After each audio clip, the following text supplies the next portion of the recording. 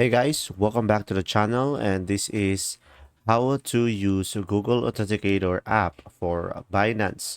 So first thing that you will do is simply go ahead and go to binance.com and make sure you are signed in into your account. And from here, just simply go ahead and go to your profile icon over here on the top right and just simply go to the account. And once you are here, guys, on the account, just simply go to security at the side tab over here on the left side. Or if you don't see the security, you can just simply click on the account over here. From here, guys, you should be able to see here Authenticator app.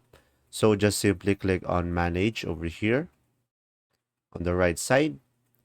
And from here, just click on enable Authenticator app.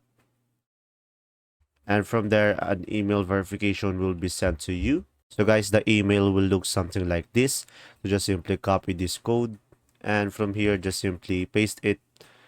And from here, guys, just simply scan the QR code or just simply manually add it onto the Google Authenticator app. So when you open the Google Authenticator app, just simply tap on the plus button, and from there just simply scan QR or add the code over here manually. And after that, automatically you'll be able to connect it. If this video was helpful, please like and subscribe, and thanks for watching. See ya!